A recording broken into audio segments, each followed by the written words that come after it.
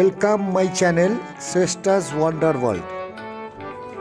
ক্লান্ত শরীর ও মনকে বিশ্রাম দিতে এবার বেরিয়ে পড়েছি রামকৃষ্ণ মিশন ভুবনেশ্বর।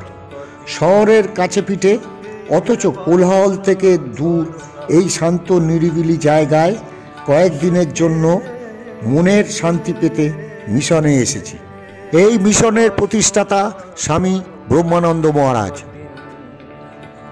স্বামী ব্রহ্মানন্দ 21 জানুয়ারি 1863 থেকে 12 এপ্রিল 1922 অবধি ছিলেন প্রসিদ্ধ বাঙালি সন্ন্যাসী ও রামকৃষ্ণ পরমহংসের অন্যতম প্রধান শিষ্য। শ্রী রামকৃষ্ণ তাকে নিজের ভাব সন্তানের মর্যাদা দেন। পরবর্তীকালে তিনি রামকৃষ্ণ মিশনের প্রথম অধ্যক্ষ নির্বাচিত হন। রাজা মহারাজ নামে পরিচিত এই সন্ন্যাসী স্বামী বিবেকানন্দের মৃত্যুর পর রামকৃষ্ণ মিশনের কাণ্ডারী রূপে গণ্য হন। এই ভুবনেশ্বরের রামকৃষ্ণ মিশনে তিনি অনেক বছর কাটিয়ে গেছেন। ভুবনেশ্বরে এই ঘরটিতে উনি অনেক বছর থেকেছেন। স্বামী ব্রহ্মানন্দ কলকাতার নিকটস্থ শিকরাকুলিন গ্রামে জন্মগ্রহণ করেন। পিতা আনন্দমোহন ঘোষ, পূর্বাশ্রমে তার নাম ছিল রাখালচন্দ্র ঘোষ। 1875 সালে কলকাতার ট্রেনিং একাডেমিতে পড়াশোনার সময় স্বামী বিবেকানন্দের সঙ্গে তার আলাপ হয়। বিবাহের পর সংসারের প্রতি পীতশ্রদ্ধ হয়। শ্রী রামকৃষ্ণের নিকটে এসে সন্ন্যাস ধর্মে দীক্ষিত হন। জীবনের অধিকাংশ সময় তিনি পুরী ও ভুবনেশ্বরে কাটিয়েছিলেন। ভুবনেশ্বরের মঠও তার দ্বারা প্রতিষ্ঠিত। স্বামী বিবেকানন্দ 1898 খ্রিস্টাব্দে রামকৃষ্ণ মিশন সমিতি প্রতিষ্ঠা করে ব্রহ্মানন্দ মহারাজকে তার প্রেসিডেন্ট করেন। মহারাজ দীর্ঘদিন ওই পদে ব্রতী থেকে ভারতবর্ষ তথা সারা বিশ্বের রামকৃষ্ণর ভাবধারা ছড়িয়ে দেন। ভুবনেশ্বরের এই রামকৃষ্ণ মিশনটি ব্রহ্মানন্দের তৈরি, ঘুরে দেখাচ্ছি। এটা হলো ছাত্রাবাস, আদিবাসী ছেলেরা এখানে থাকে। এই ছাত্রাবাসের ভেতরেও রামকৃষ্ণদেবের সিংহাসন আছে। এই সিংহাসনেও ছাত্ররা সন্ধ্যেবেলায় প্রার্থনা আর সকালবেলা মঙ্গল আরতি করে।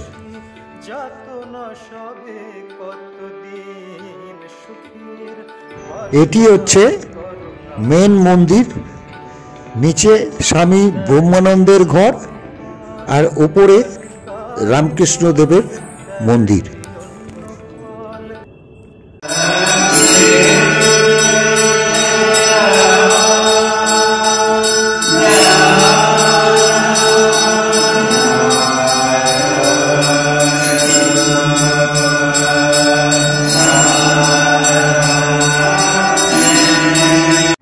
এইখানে রয়েছে দাতব্য চিকিৎসালয়, ছাত্রাবাস, বাচ্চাদের স্কুল আর বিবেকানন্দ লাইব্রেরি।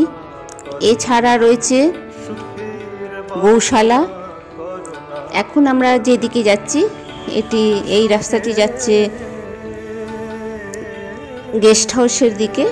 আমরা এখন গেস্ট হাউসের দিকে যাচ্ছি। এই হলো গেস্ট হাউসের রুম, খুবই পরিষ্কার পরিচ্ছন্ন। এখানকার বাথরুমে গিজারের ব্যবস্থাও রয়েছে। আমি ঘরের জানালাগুলো খুলে দিয়েছি। দেখুন বাইরে ছোট্ট একটি জঙ্গলের মতন দেখাচ্ছে চারিদিক। এই মেন দরজা খুলে বাইরের দিকে এসেছি। দেখুন কি সুন্দর, দুপাশে ছোট জঙ্গল। এই জঙ্গলের মধ্যে দিয়ে রাস্তা চলে যাচ্ছে। এখানে আসলে আপনি খুবই শান্তি পাবেন, খুবই শান্ত জায়গা, নিরিবিলিতে থাকা। যারা নিরিবিলিতে থাকতে ভালোবাসে তাদের জন্য এই জায়গা খুবই সুন্দর। এই জঙ্গলের মাঝখানে এই গেস্ট হাউসটি। এই গেস্ট হাউসে রয়েছে প্রায় এই গেস্ট হাউসের বারান্দা। এইখানে অ্যাকোয়াগার্ড লাগানো আছে, খাবার জলের ব্যবস্থাও রয়েছে। এই হলো গেস্ট হাউসের উঠান। একতলা দোতলা মিলিয়ে এখানে গেস্ট হাউসে অনেকগুলি ঘর রয়েছে। এর মধ্যে রয়েছে 2-3 বেডরুম। এইবার চলে এসেছি ডাইনিং রুমে।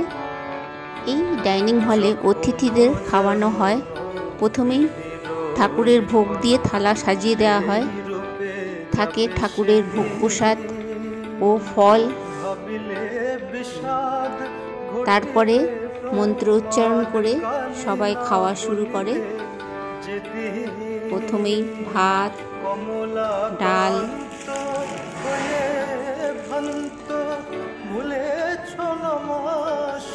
চচ্চড়ি, শুক্তো, দু রকম ভাজা,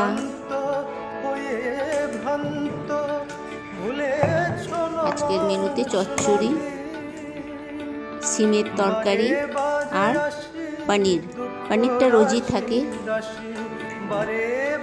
তারপরে দই আর চাটনি, শেষ পাতে পায়েস। রাতেও সেইভাবেই দেয়া হয়। লুচি, যে রুটি খাবে রুটি, যে ভাত খেতে চায় তাদের ভাত, দু রকম তরকারি, ডাল আর পায়েস। এছাড়া সকালে নানা রকমেরই জলখাবার হয়, কোনোদিন ইডলি, কোনোদিন ঘুগনি মুড়ি আর চা।